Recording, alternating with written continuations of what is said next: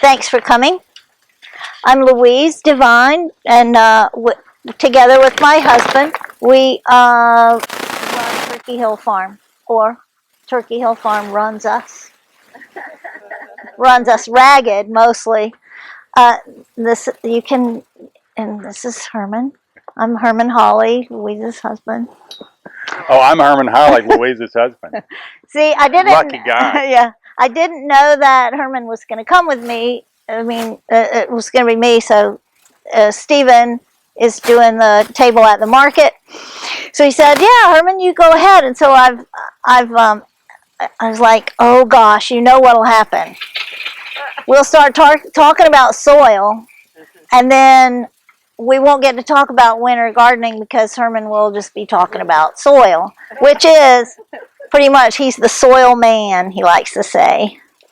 So It's kind of like the bass player in the band. Somebody, and that's the soil. I'm working on the soil, and Louise is doing everything else. So I'm the melody, as you might say. And the lyric. Yeah, lyrical. I'm quite lyrical. So when we scheduled this talk, and Sharon we talked about choosing a day for when to do this talk on winter gardening. And she gave me a date in September, and she gave me this date, and I chose August 20, whatever this is, 21st. 22nd, because you know what day this is? This is the day our second grandchild was born 3 years ago. Lina is 3 years old today. And on this day, 3 years ago, we went fishing. So, yeah.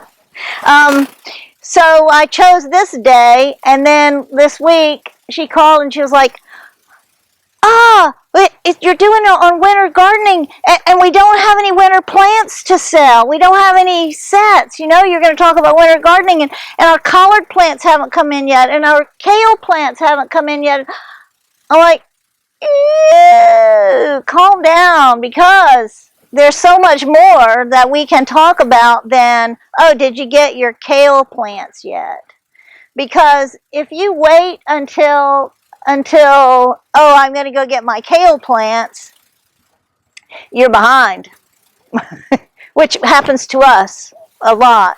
And I look out and I see that so many of our friends and people that I know that you guys are gardeners. I mean, if you turn to your left or right, and you guys can be giving this talk as well. Just saying. Initially, what I like to get across is that your winter garden begins in the summer. Don't forget that. And then your spring garden begins in the fall. Oh, and then that summer garden that you like to have with all that squash and all that stuff, that begins in January. So don't wait until... You can even be thinking about your spring garden now, because a lot of the things that you want to grow in the spring, you really have to know where you're going to plant them now. And so just getting across that whole, it's the circle of life, it's the circle of the seasons. You can't just, although we do like to ditch August.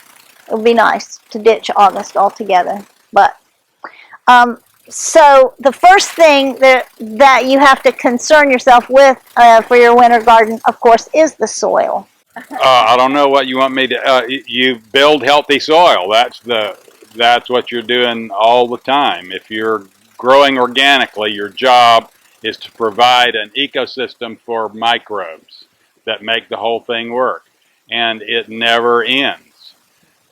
You just if you keep your focus on healthy soil, then everything else will work. If you have healthy soil, you don't have pests.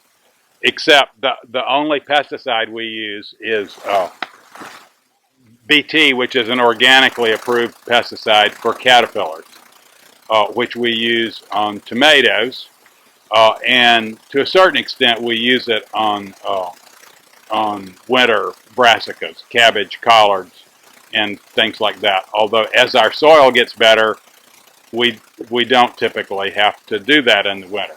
tomatoes, we always have to use a little bit of BT on caterpillars. Build healthy soil. What can I say? How do you do that, mister? Compost and cover crops and crop rotation. Don't grow the same thing in the same place over and over. Change the kind of crops that you're growing, and compost and cover crop and mulch. Compost. Compost and cover crop and mulch. Right. Okay. Thanks. How many of you are growing in the ground, and how many of you are growing in pots? I can't do that. I'm sorry. Pots. Pots. Only pots. Raised beds. Awesome. Actual garden in the ground. Nice. We met a lady at a conference this past weekend in Jacksonville who said, "Oh, she grows everything aeroponically." It's like, well, just wow. Wow. We don't grow things aeroponically, except that air is something you need in your soil. So the soil is number one, and also number one is your location. For your winter garden, maybe the location is different than your summer garden. If it has to be in the same place, that's the way it has to be. And it's just that the sun is at a different angle in the winter. The trees lose their leaves. You don't have the shade. You don't have to avoid late afternoon sun. So when you're thinking about where your winter garden is going to be, regardless of what you're going to plant in it, then you want to, if you can, consider the location. Here are the good things. An eastern slope or a southeastern slope. Because in the winter, the sun rises in the east, but the east-southeast, right? It's moving into that direction. And so that you're given, the morning sun is magic. It also kills things. Well, we can talk about that later. And then but that slope being said, that's perfection, right? And often we don't get that. But suppose you do have a sloping area for your garden, then come up the slope for your winter, because at the bottom of that slope is the coldest place, because cold air sinks. We all know that because warm air rises. So that you'll have those pools of real cold. Maybe there's a slope and it gets the last of the early morning sun, then that little spot is gonna be cold longer and be colder. We have an area where our rows run north and south, and the south end of the row is close to pine trees, and they're quite tall. And they get taller every year. So what's happening is we kind of have to migrate those rows to the north, because the south end, the winter sun, is at a lower declination, which means that the south end is in the shade in the wintertime. It's in the sun in the summer, but it's in the shade in the winter. So just advising that you go out first thing in the morning and see where is the sun. Where's the sun coming, and know that it's going to move. So you're going to have to pay attention to those things. Then, would you like to say anything about that? I think you did great. Location. Location, yeah. You said earlier real estate. You were going to mention that it rains more in the winter. I was going to mention that. So because like hurricanes, right? The hurricane lilies, our hurricane lilies have already, a couple of them have already sprouted. It's about a month early for them. Usually the reason I think that they call them hurricane lilies is because after that fall hurricane, the rains of the fall hurricane, they blast. So this year we're not in a drought. You might have noticed we're not in a drought. So from now until January, until December, it's kind of drier.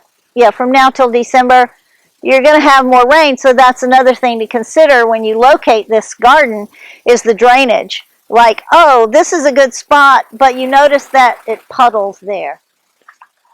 That's not good, especially not for your root crops. And then you consider if you have a sandy soil or a clay soil and that sort of thing. I used to be, I would read, it would say, well-drained soil.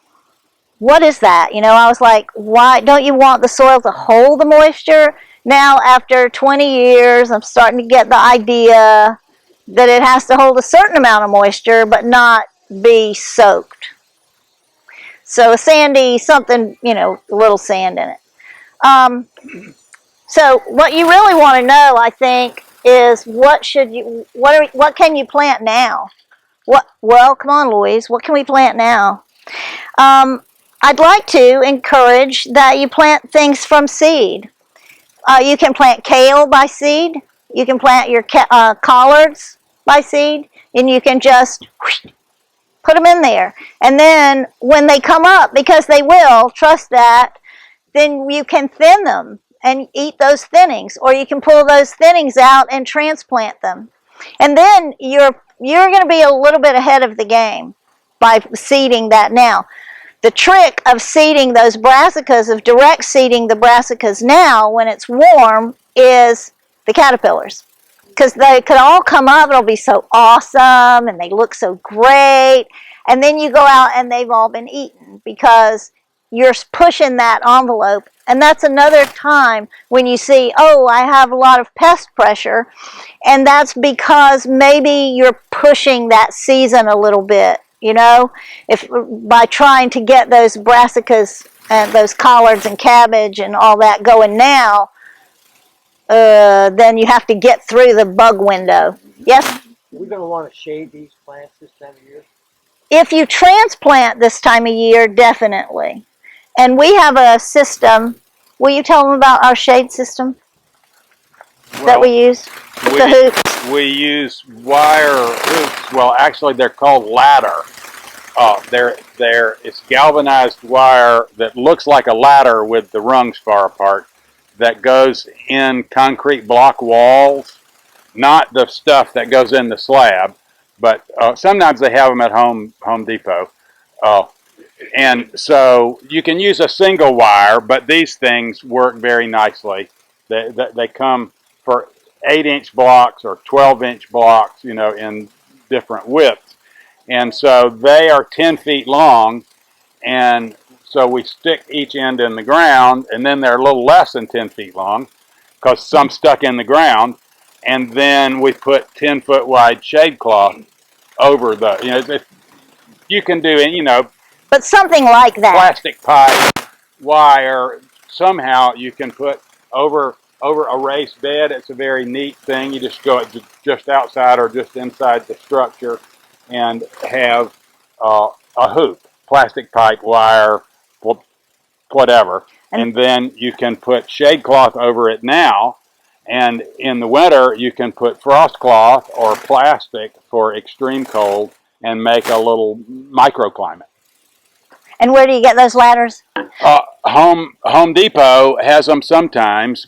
You can get them at the concrete place, but you have to buy a whole bundle of them typically. Right. So Home Depot probably. What do you call that? What did you ask? Ladder, Laddar is what they call them. AR? AR. That's how they. It's not. They're not really ladders. But they call them that because they look like ladders. And Home Depot often has them.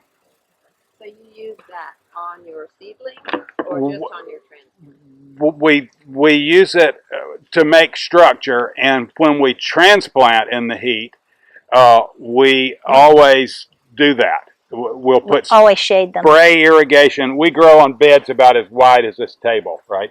And we put spray irrigation when we transplant in the heat. We put spray irrigation on stakes in there, and then we put this shade structure over. Really minimizes the shock of you know, the less transplant shock, the faster they get going. You know, they get over it. You don't lose plants, you know, and they get going faster. So definitely transplanting, but even direct seeded stuff can benefit from it this time of year. Yes, sir. Shade cloth is where? Oh, I'm sure they have it here. Yeah, I would think. They have shade cloth and frost cloth. Yeah. And if not, ask Roger down there. In the store there. So the things that you can definitely direct seed now, like bam, and you'll be rewarded quickly. Arugula, and arugula. That's an easy one because arugula is really a weed, and it's kind of awesome that way. So now is a great time to direct seed arugula. And I noticed that they have some new interesting varieties down there in the seed packets. You could also direct seed the mustards, Asian greens, and there's all the Asian greens are in the mustard family. Like bok choy. Like bok choy, bok choy, tatsoi, yukina, mizuna, etc., etc., etc. I'm sure down there they have some nice mixes of Asian greens. I would not, in a couple of weeks, direct seed your kale and your collards and those things. I mean, try it. There's so many seeds in a packet.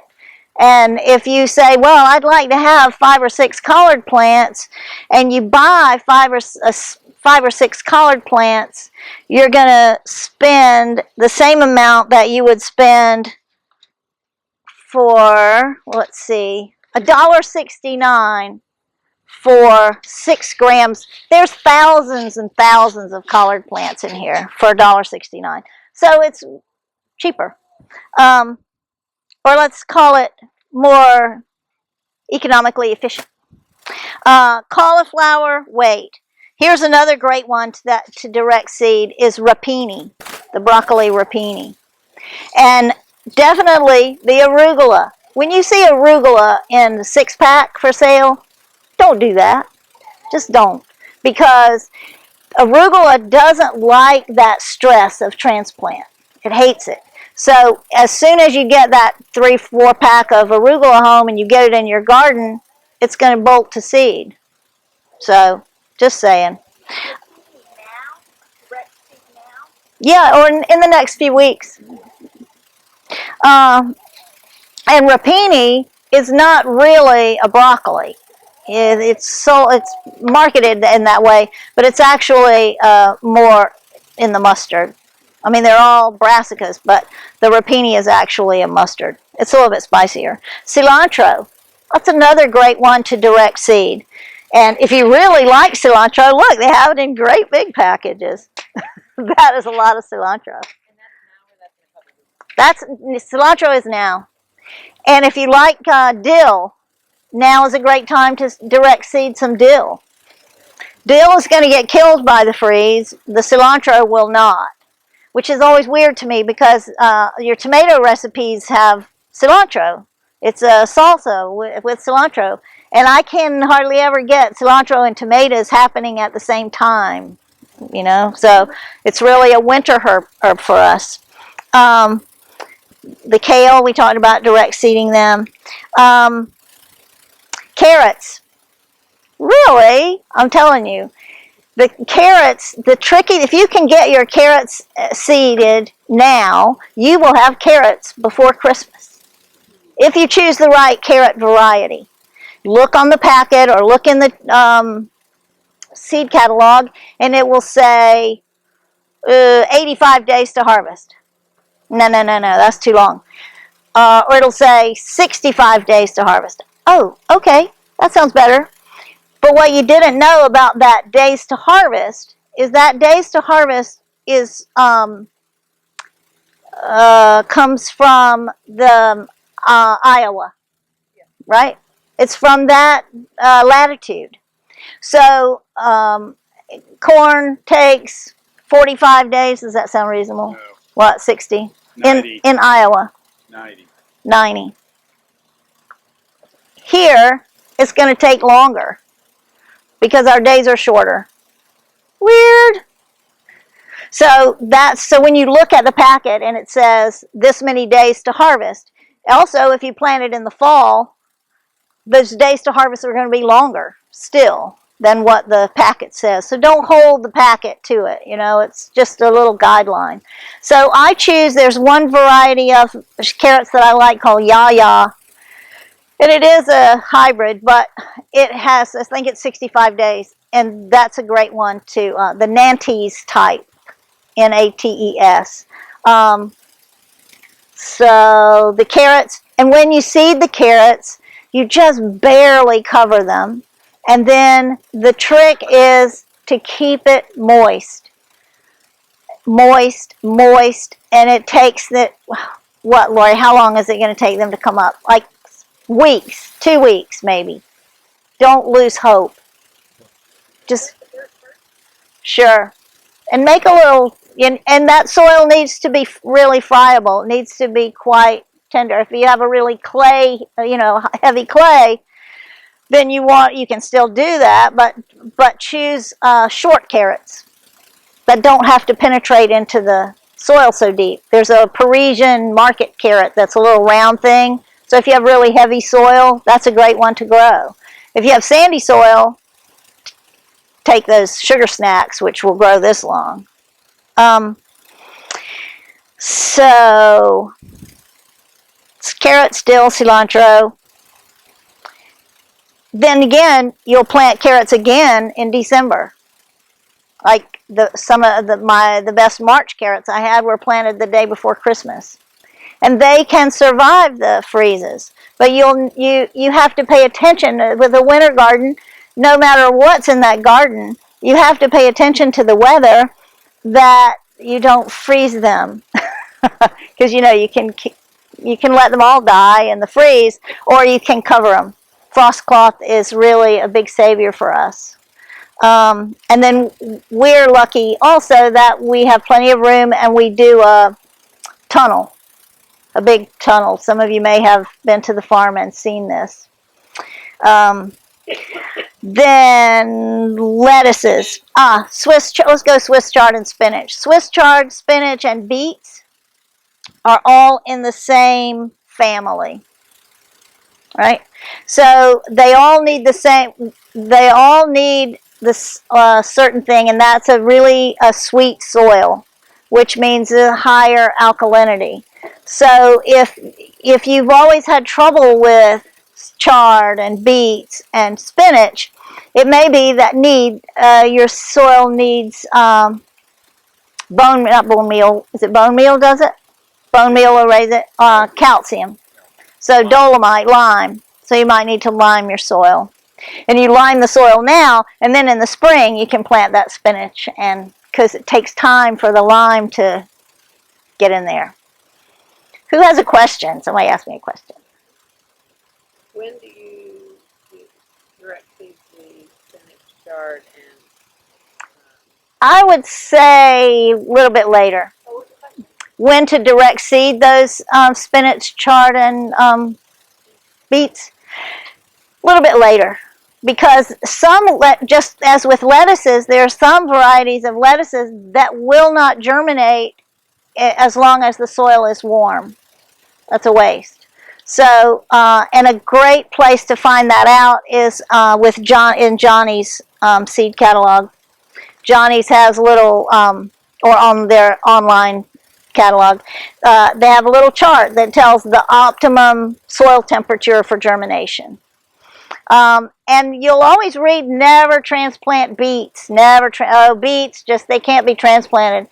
But Katie at Full Earth Farm and I have found that transplanting beets around here is really a way to have beets, because beets are really hard to grow down south for whatever reason. She's really good at beets, but her soil is more clay than ours. But I keep trying. Keep trying. But Swiss chard grows terrifically for us. Spinach is another big challenge. And look at the spinach varieties, because some varieties are good for the fall. Some varieties really perform better in the spring. So try that. There's a one called Giant Winter, something like that, that you plant it in the fall, and it comes up, grows a little bit, and then in the spring, boom, it really takes off.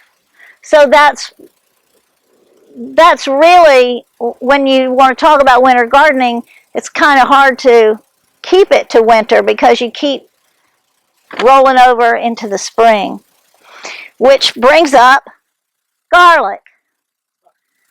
And I call them little shallots, the multiplying onions.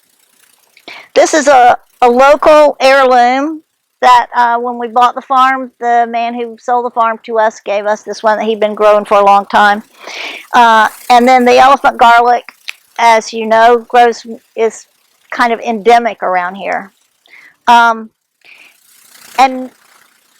plant the garlic and these guys between now and the last full moon of October, which is kind of like the end of October.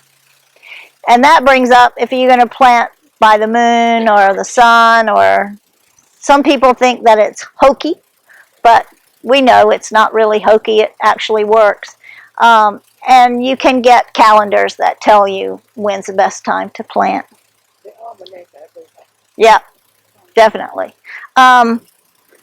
So the rule of thumb with the moon is if it's going to produce underground, then you plant in the dark of the moon, on the waning moon, after the full moon. If it's going to produce above ground, then you plant on the rising moon. And that's like the simple. It gets way more complicated than that, but that's the simple one. Rising moon, now this means you have to go outside and pay attention to what the moon is doing, or look on your calendar, which will tell you.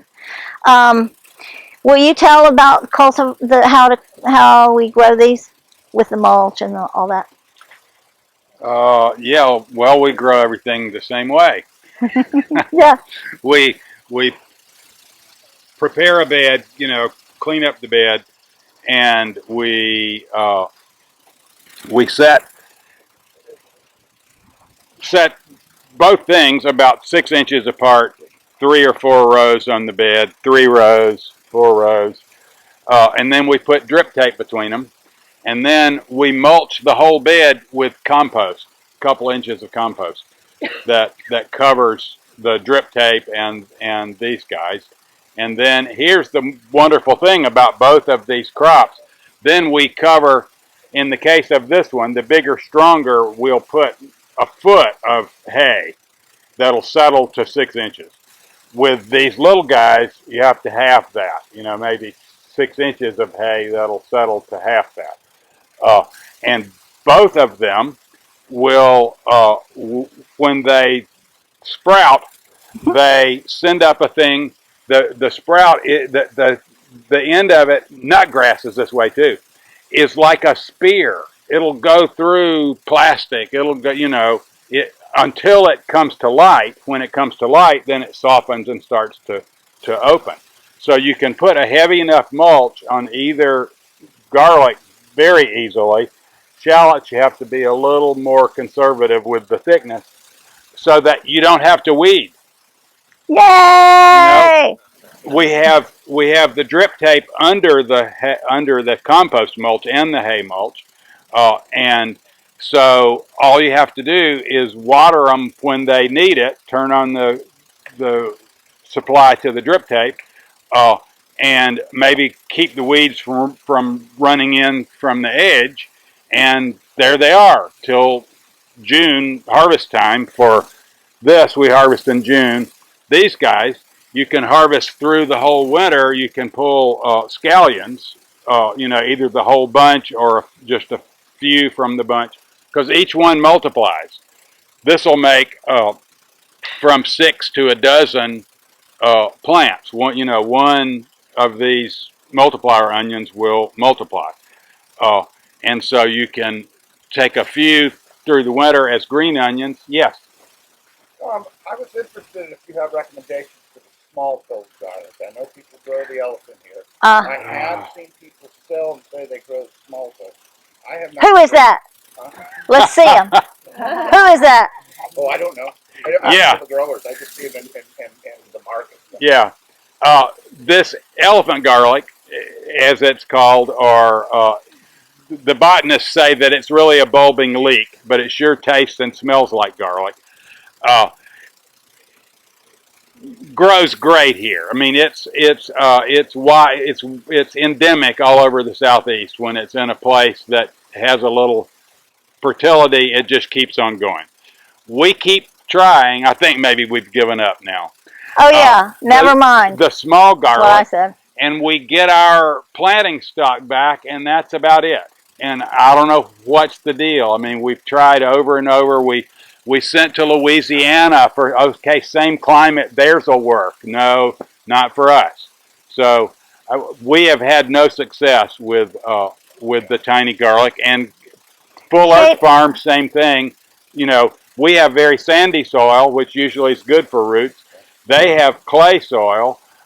They've tried it and had the same. They've given up too. So well, I don't know that they've given up yet. Okay, you but think? They had the same. Well, they're young. They can beat their head against the wall for a little longer. We just go with this stuff, you know, and it's different than the little.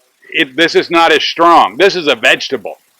Well, I think it's plenty strong. But you know, this gives you the garlic in, you know, scampi or whatever you're doing that wants garlic.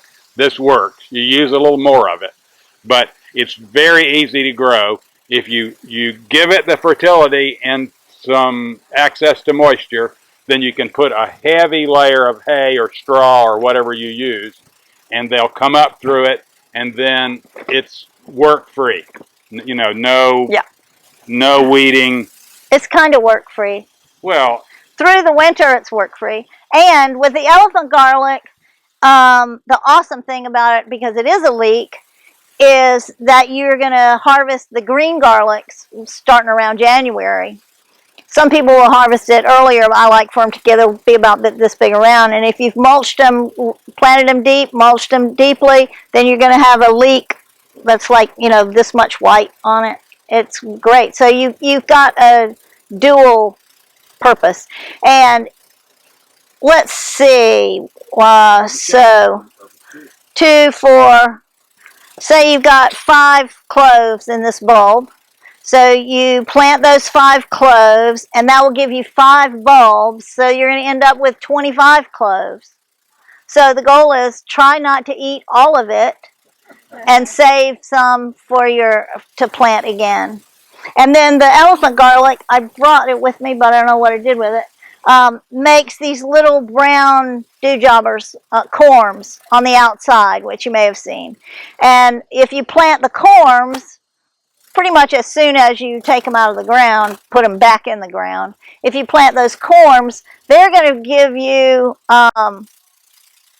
great green garlic, small, tiny green garlic, and they're going to make pearls. And those pearls you plant, and they'll make bulbs. It's really such an awesome winter crop because you've got the green garlics, and then if you wait till June, you've got garlic. And then when you pull it out of the ground and you trim it, you can hang it up, or you can put it in a dry place with the fan on it and let it cure for 2 or 3 weeks, 4 weeks before you start to use it, and then it'll keep for a while. It's not a real keeping garlic. I think the soft neck garlics and those Italian type garlics have a longer shelf life. They'll keep longer than this. I mean, I have customers who buy it and say, oh no, I use it all the way till June. But in October, it's going to start wanting to be planted. It loses a little bit of its hardness, and it wants to go in the ground. So, and Tallahassee Nurseries is carrying this. They asked me for some, so they have some down in the thing. You can get some today. And then this little multiplier is terrific. That's all I can say. It's just terrific. And if you can just leave it in your garden, if you have a kitchen garden that you don't, you're not moving it all the time, you can just leave them there. The same with the elephant garlic. Just leave it there, and it'll just make a little patch. It'll disappear in the summertime, and then in September, they'll start coming up again. So these make the best scallions ever. And if you want to hear the story about scallions and shallots and green onions, I'll be glad to talk to you for 20 or 30 minutes about it. Lettuces. I know people like to talk about lettuce and they like to grow lettuce. And Lily was given a talk on growing lettuce from seed at Native Nursery. So I was like, oh, wonder who's going to come to my talk because Lily's talking over there. So you can definitely. Thank you for your What? loyalty. They're here. Yes, thank you for coming. But it's really the same as growing anything from seed. Lettuce is actually easier to do. If you're growing in pots, you can just sprinkle it in there. They're like a mesclun mix, something like this. Salad bowl blend, gourmet baby greens. That doesn't mean anything, really. It's just a lot of different kinds of lettuce, and you can thin them out, eat the thinnings, and let some of them grow bigger. I think that early in the season, which is now, it's maybe easier to get the leaf lettuces going. Because, like I said, some of the lettuces will not sprout as long as it's hot. I know of a couple of varieties that will. And I know that you really love romaine. Romaine, what a great lettuce. It's a little bit harder. It's a little bit harder to grow than the leaf lettuces. So try to love the leaf lettuces. And then as it gets a little cooler, then go to what they call a butter crunch. The butter crunch, does everybody know what a butter crunch is like? It's like the yummiest, greenest, crunchiest. It has a little bit of romaine in its background.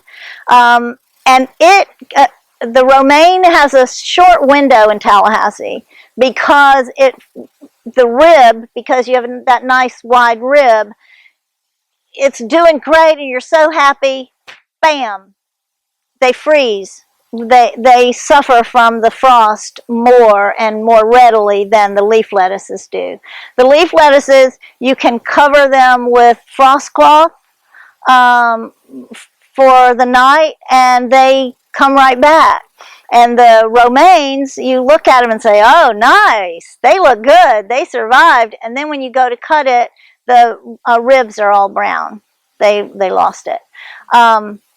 Because the water in the leaf freezes and then explodes the capillaries in the lettuce. Let's see. Sugar snaps. Oh yeah, turnips, all the wonderful root things. Turnips, rutabagas, turnips, rutabagas. Well, there's different kinds of turnips. Different kinds of turnips. We grow a red turnip called something, red turnip. I don't know. It's a red turnip. Is it completely red? It is completely red. I have pictures in here to prove it. Yeah, it's a beautiful turnip. It's really fast. And then there's the famous purple top, which, can get as big as your baby's head. And then there's a great one that we grow called Hockey, which is not an heirloom variety. It's not an open pollinated variety, but it is considered a salad turnip. And it's a Japanese hybrid. And it's round, perfectly white, perfectly mild. If you cook it, you kind of lose all the flavor, but sauteing it quickly in a little butter, it's pretty nice. And then there are some other round white ones. Tokyo Cross is another. What was the name of the Japanese one? Hakurei. Hakurei. Where can you get the seeds for that? I order them from Johnny's, I think, or there's a few seed companies. There's one called Fedco that the seeds are really inexpensive that we like. Kitazawa, if you like the Japanese specialty things, and there are a lot of the greens that grow through the winter like that, the company is Kitazawa. Kitazawa. Kitazawa. It's in San Francisco. The red turnip. The red turnip is great. Then the rutabagas, they need to go in the ground really soon. Actually, they take a long time to direct seed, and you can start the seed. If don't be shy to try starting the seeds. This is really a cool thing that has plastic cover on it, so that your moisture stays constant. And you might try starting rutabagas in there. A packet of seeds, $1.49 or $2, and you'll get hundreds of rutabagas. But they grow just as cabbage, just as collards. Just they like the same things, which is a high fertility. So if you feel like you need extra fertility and you need to use a bagged fertilizer, these Espoma products are great because they have the mycorrhiza and microbes added that help encourage growth. So the cabbages, cabbage and cauliflower, I kind of lump them together because they both take a lot of fertility and they both take a lot of space and they both are awesome. I have had pretty good luck with cauliflower, and it's just like any of these others. Those I might go with I would transplant the cauliflower, transplant the broccoli, transplant the cabbage. So put those in a little bit later because again they need a cooler soil. And then the Romanesco broccoli. Have you seen pictures of that? It's like a pointy, chartreusey green color of your shirt. And it's like, oh wow, I want that. It looks like it's very architectural. And I've grown it and it's kind of fun, but for us, because we're growing for market, it wasn't reasonable to grow. It took a really long time. But if you have a little space and you see those plants for sale, I would try them. Romanesco, it's called. So here's a thing that we do. I think this bag is Yeah. worm casting. That for these things that want a lot of fertility, cabbage, collards to a certain extent, broccoli, cauliflower. When we transplant those things, we put worm castings in the hole. I mean, we're always building the soil at large, but things like that, that are going to take a long time and that are high demand, we use worm castings as a starter fertilizer. And it won't burn, if you're using sometimes even organic bag fertilizers, it's a concentrated thing. And if you're putting fertilizer under the plant, you want to put some soil, put the fertilizer in there, put some soil over it so you're not putting the roots directly on the fertilizer. Worm casting's not a problem, So when we're planting high demand things like this, cabbage, cauliflower, broccoli, Tomatoes. Romanesco, we do it, and then also with tomatoes. I'm not suggesting you plant tomatoes now. I'm just Although saying, a lot of people are. They are, they have more faith than me, whatever. Because they've got Yeah. some of them in already. Yeah. Yeah. You can grow fall tomatoes, but it's risky. Anyway, so those high demand things, we found worm castings to be a really, really helpful thing. You can put the roots can go directly on the worm castings. Make the hole a little deeper than you need, put worm castings in there, put the plant directly on it, and it'll take off. Yes, sir. While you're on enriching soil, have you tried the micro mineral nutrients from the ocean that they're mining now? It seems to be very hot. And Yeah. I'm kind of leaning that way myself from what I've heard in testimonials. Have you tried any of that? Yes, we add some of the ocean.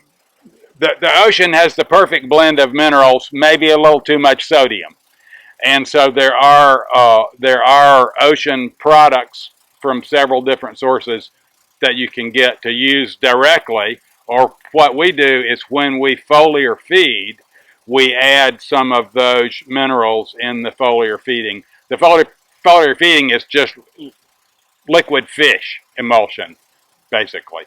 And so foliar feeding is something that you do in the dark. You can burn plants by spraying them with foliar feeding mixtures in the hot sun, but you do it in the evening because plants have stoma on their leaves, bottom and top, more on the bottom than on the top. We perspire, plants transpire. So they open stoma to let transpiration come out to cool themselves, but at night they open the stoma to let to get stuff out of the air, not just oxygen. But anyway, so at night they open more stoma, and that lets the foliar feeding mix go in. Anyway, so we do add that. We're mineral poor here. That's an important part of soil building. I think that's everywhere. I think they basically strip the soil the way they basically grow vegetables in mass markets. Right. Large ones. But especially here where all of our mineral soil came here from somewhere else, either was blown here by the wind or washed here by the water. So most of the easily available minerals are gone. So by composting, you are adding minerals back. But we also use a product called azomite, A to Z minerals, including trace elements, that they sell here at Tallahassee Nurseries.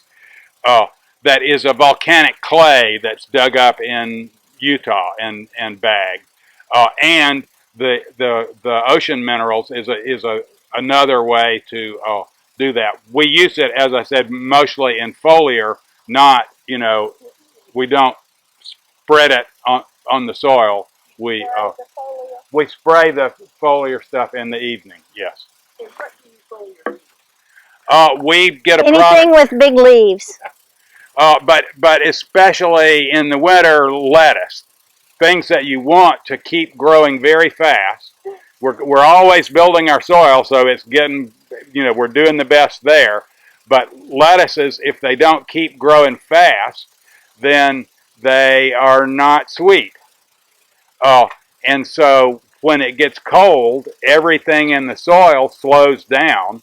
And so we find it very helpful to foliar feed, maybe once a week, sometimes every couple of weeks.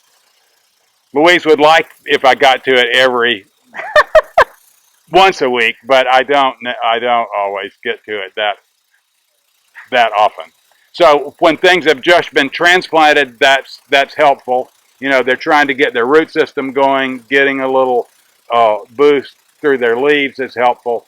But then in the winter, the things that are not in a tunnel, which keeps the soil warm, are at a little bit of a disadvantage because the processes in the soil, my first love, oh, no, my second love. The processes in the soil that cycle the nutrients, that's why we're supporting the microbes in the soil, is they are protecting the plants from disease, organisms. They go out and battle. These are our roots, you stay away. And they cycle the nutrients. They make things available to the plants. Well, that whole process slows down when the soil temperature drops. So foliar feeding can be really helpful. On a small scale, a little squirt bottle like you use on the ironing board. We have a pump that the tractor runs, and but so yes, minerals through foliar and compost really can help you with the remineralization too. Our compost we make from fish waste, which is coming out of the ocean, and wood chips. So trees, whatever kind of trees they are that they're chipping up, trees reach down deep in the soil profile and pull minerals that are out of reach of annuals. Most annual roots don't go very deep, but trees do.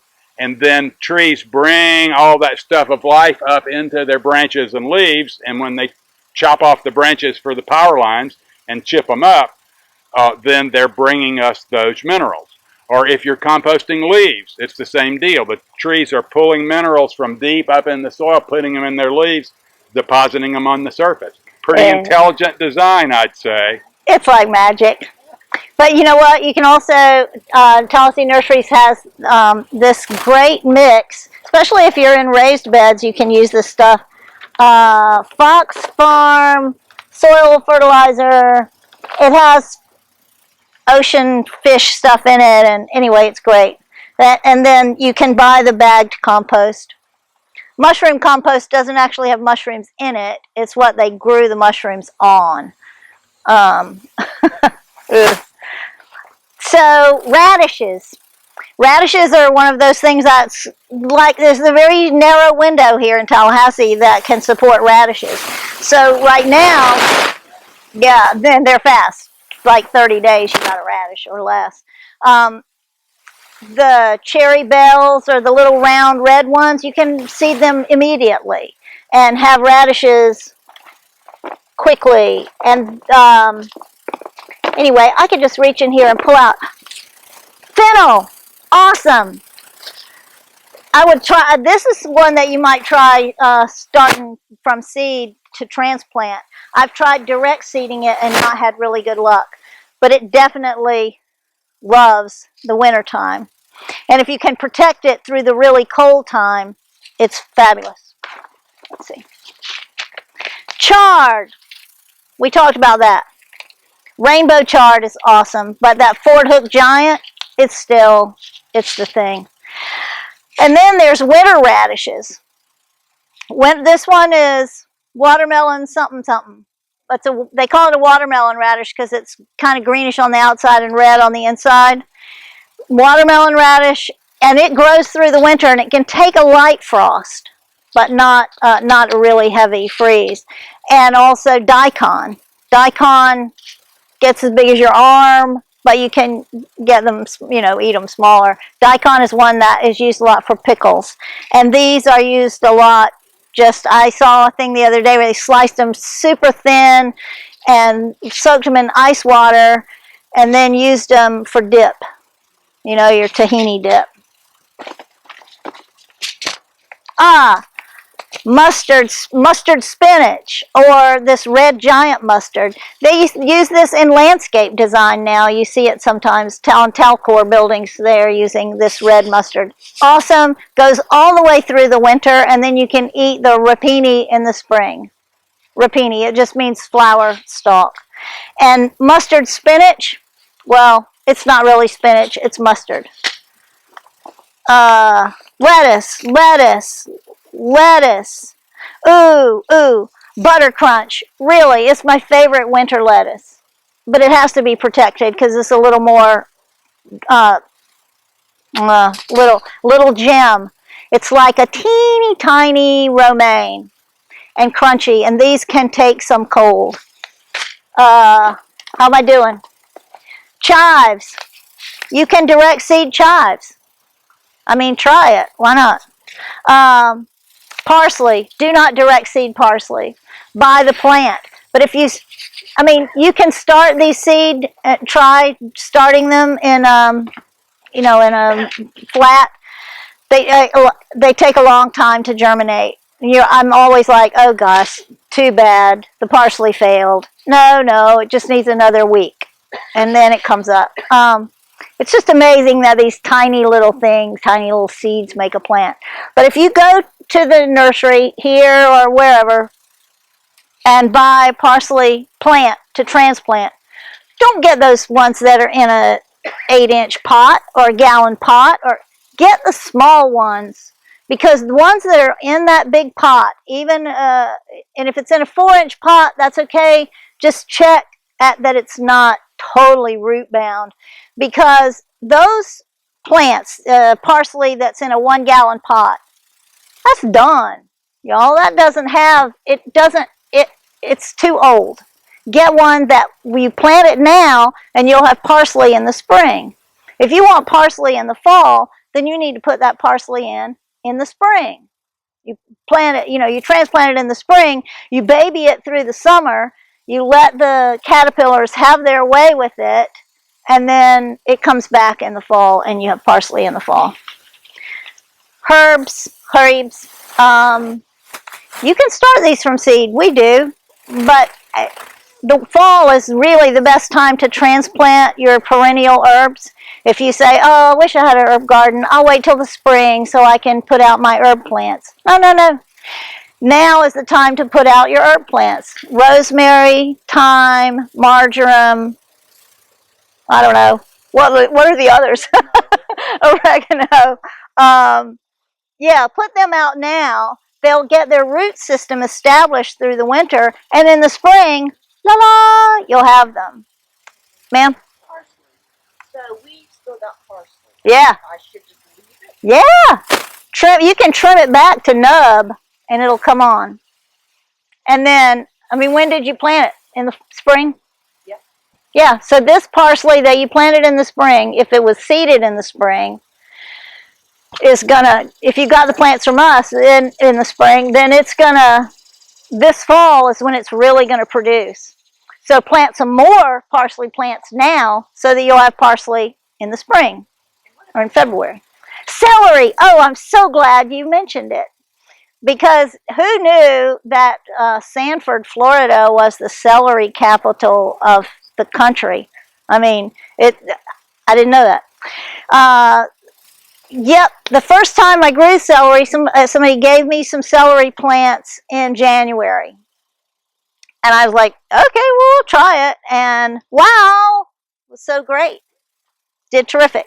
Now would be a good time to, and it's another one, the seeds, you can barely see the seeds. Some things I read said, well, you want to pre-sprout them.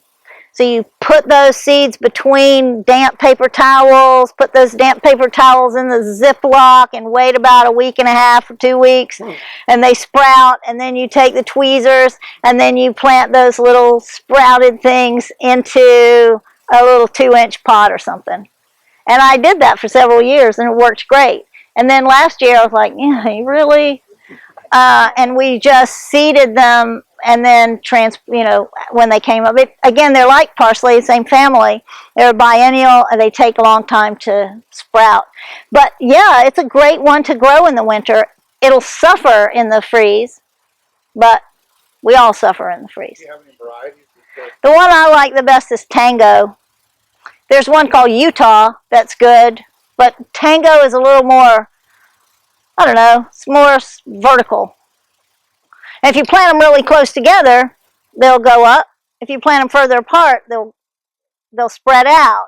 And in commercial cultivation, they would put boards around them, I think, to keep them up. Or they wrap them like cauliflower, where they're blanching the cauliflower head. Or you tie up the celery to blanch it. You can do that if you want, but I don't. It makes the flavor milder. Let's see. Daikon radish.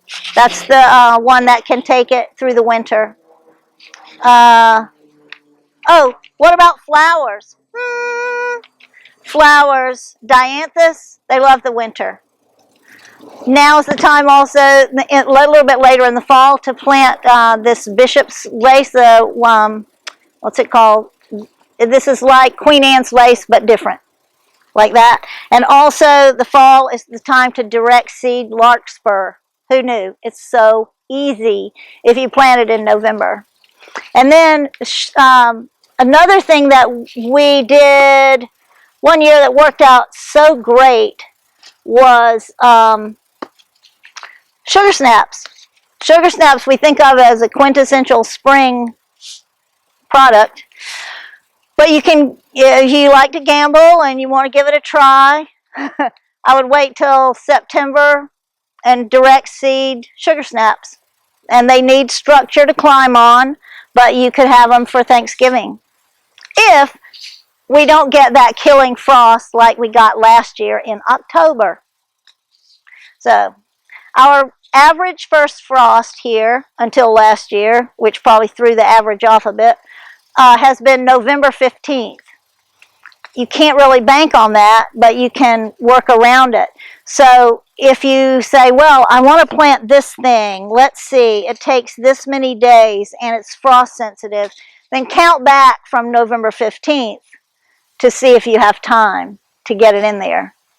Of course, maybe some years we didn't have a frost until December. I don't remember that year, but sometime. I Yeah. remember one of those. Oh, he remembers one. We had volunteer tomatoes at Christmas. Ah, yep. So, mustard, Mizuna is a great one. It's a Japanese mustard that we used to call Mizuna until one of our Japanese customers corrected us. Mizuna. Hakure. Oh, Tranchuda. This is very cool. This is a Portuguese kale. It's not really kale, but there's a Portuguese soup that uses a Portuguese kale soup. But this is the kale that they use. Now, I have read this year that it's tolerant to freeze, but when I grew it, not so much. But it is gorgeous. It's the most beautiful plant. You know how beautiful collards and cabbages can be. This thing is just terrific. It has really Tranchuda. Or Portuguese kale. Or Portuguese kale. It has really wide ribs. It's gorgeous. The little red radishes, again, you can plant them right now and have radishes right away. What is that? Oh, chard. It may be time for the announcement. I see people drifting away. Oh. They're going to give out, or we're Your going coupons. Your coupons.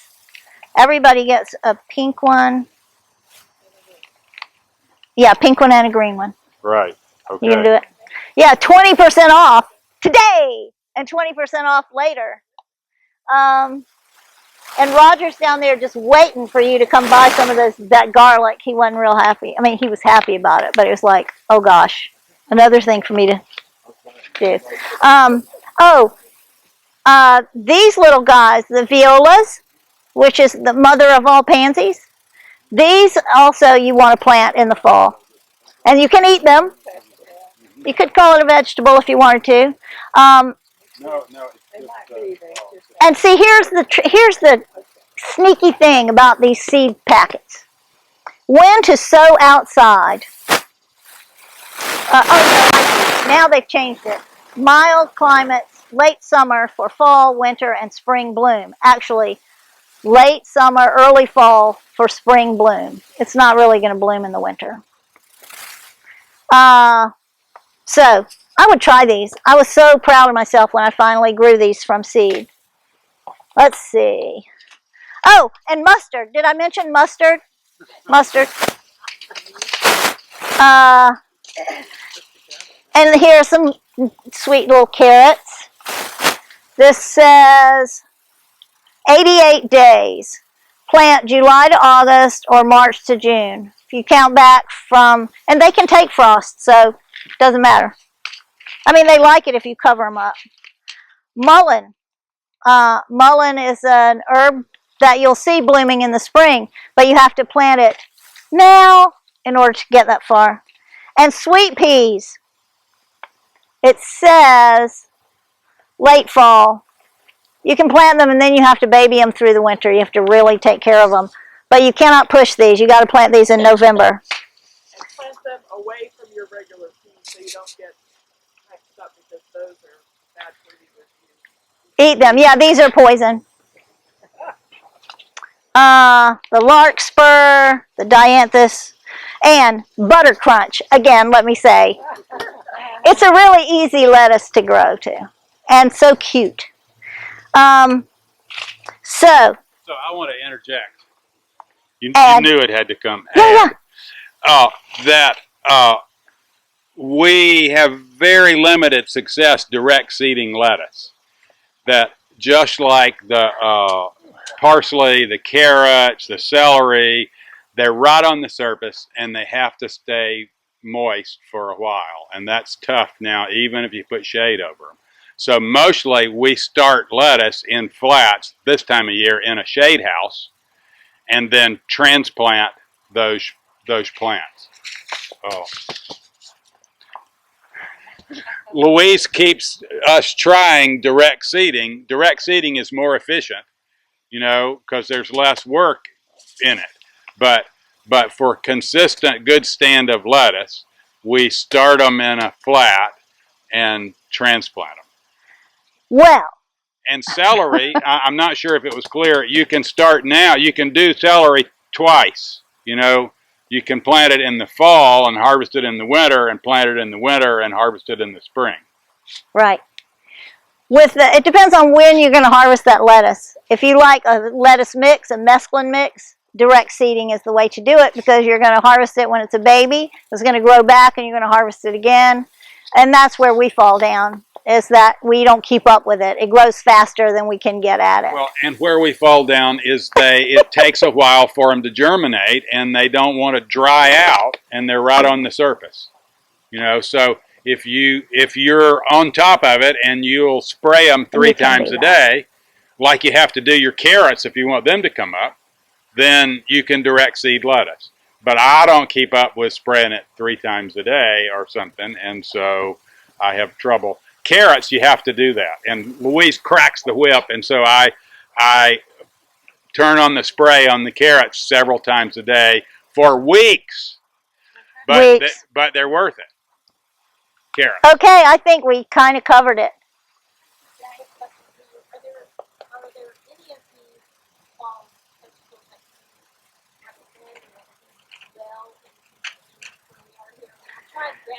Lettuce and the little, do it in the big bags and stuff works very well. Direct seed, but is there anything else? I would say pretty much anything. I don't know about carrots and radish and turnips and those things. I don't know about those, but pretty much anything. If the container has good drainage and it's deep enough and deep and wide, and you can put in a collard in the middle. If it's a big round container, you put a collard in the middle and parsley around the edge, or arugula around the edges.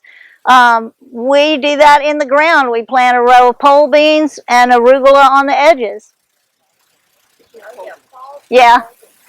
Yeah, you could try that. We did. I mean, they die with the frost, period. Yeah, they're like spring through summer. If you have a little bit of midsummer shade, you can get them to grow again through the summer. What is your variety? What we use is called Selma Zesta. And I have up here, I hope you'll come by and look. And if you guys want to buy any of these seeds that are up here, just come get them. Yeah, because I filmed that. Organic gardening down south, I don't know this book. Vegetable gardening in Florida, I don't know this book, but oftentimes they're talking about, down south. The other Florida. And then this one, Vegetable Gardening in the Southeast by Ira Wallace with Southern Seed Savers Exchange, is awesome. This is their last copy, so don't y'all fight over it. Well, most of the seed companies seem to come out of Maine, which is like totally another world. And then, of course, we've got some in Texas, and that's a totally different world, because most of that seems to be on the more arid side of everything. Is there a good seed satellite to go run across, basically Gulf Coast? Well, Southern Exposure Seed Exchange, where Ira works. That's the reason we don't have regional seed companies anymore, is because of the consolidation of seed companies over the past 50 years, and there are not seed growers in the Southeast as there used to be. But the Organic Seed Growers Association in Oregon is working with Seed Savers Exchange and Southern Exposure Seed Savers to develop more seed growers in the South.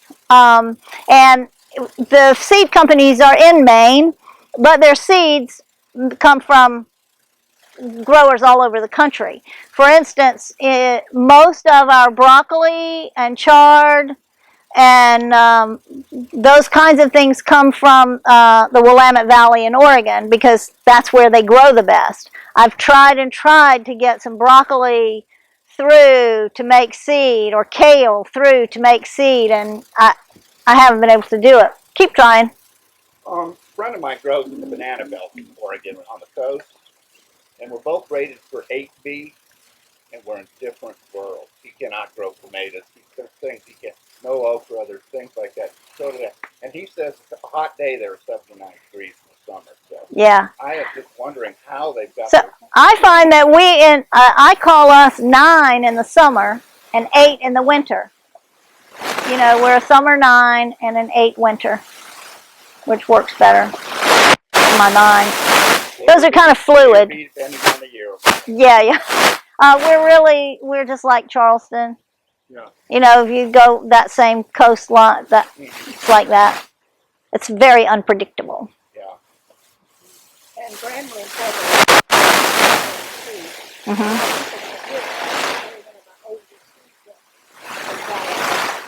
Mhm. to walk on them old floors Yeah, it is. Don't. Up in Havana. They don't. Yeah, that's very lovely. And I wanted to, I don't want to forget to mention the Red Hills Small Farm Alliance. Just awesome. And we're an organization of small but growing farmers area. And not all of our farmers are organic, but if we said, oh, we only want organic farmers, then we would be, you know, excluding a lot of people. So we're happy that anybody wants to farm. Is there a website to reach that? Yes. redhillsfarmalliance.com. And then we have our online market where you can buy from all these farmers. Now this one you got here, wholesale market Northwood Center, where? Our warehouse. Okay, That's where, it's where FRM used to be. Okay, right there with the And that's where if you ordered online, that's where you would pick up. Oh, you pick up your stuff there. Or we have home delivery now also. Good, I'm glad they can use it there. Yeah, and hubs. Farm Credit and TMH. We do. We're at Tallahassee Farmers Market at Market Square every Saturday, 8 to noon, all year long. Woohoo! All just a little slow.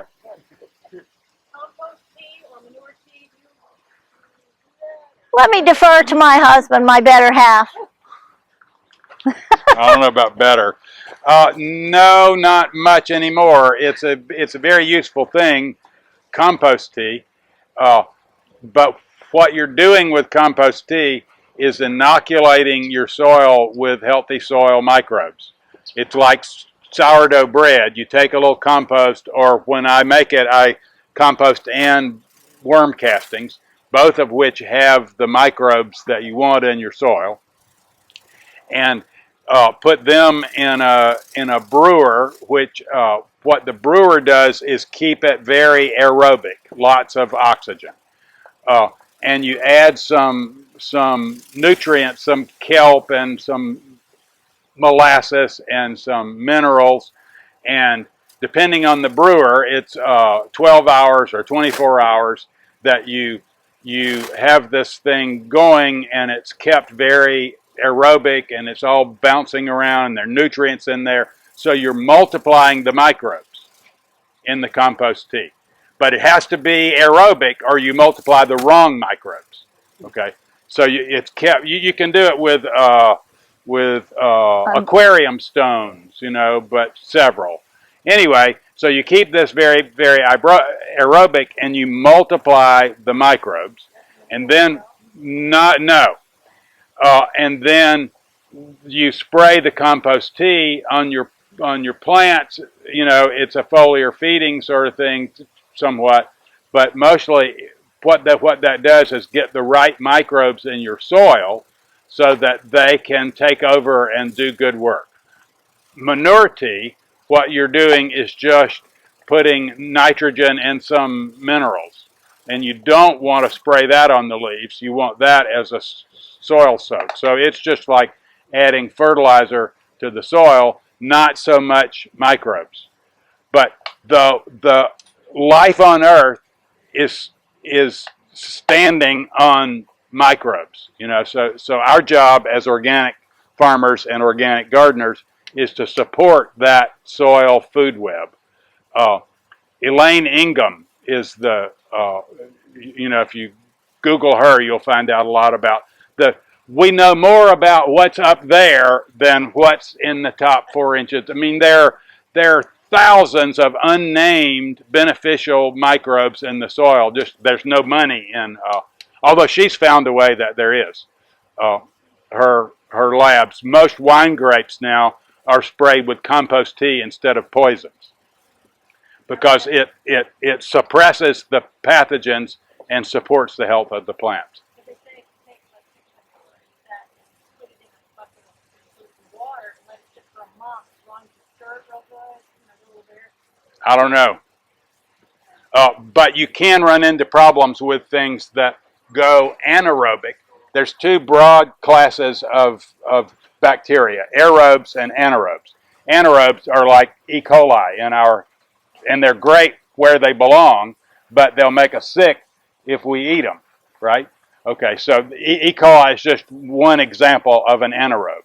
Okay, so your compost pile or a manure pile that's not turned, that runs out of oxygen, goes anaerobic, and it continues to digest, but it's anaerobes that are doing it, and their byproducts are plant toxic. So you can go to a stable and dig up old manure and put it on your garden and kill your plants. That same stuff, if you get it aerobic, if you turn it for a while so that the oxygen gets to it, then the aerobes will clean up the mess the anaerobes made, and it's useful material. So I don't know. I've never done the chicken manure is a good source. When I get a good source of nitrogen, I put it with some carbon and make aerobic compost. Oh, and then that compost tea, I do know that I have used that, but I don't much anymore because we are using so much compost that the microbes are already there. And Okay. that's the first thing to do if you're starting to build your soil. Compost is the place to start. You need at least 3% organic matter in your soil for this soil ecosystem to work. And the fastest way to do that is compost. The other way to do it is with cover crops, where the organic matter is created in place. You bring the seed of the cover crop and grow it and then incorporate the cover crop in your soil. That way you're not hauling such bulky stuff, but it takes longer. All right. Thanks, honey. You What'd I knew tell you? good- What'd I tell did, you? don't you?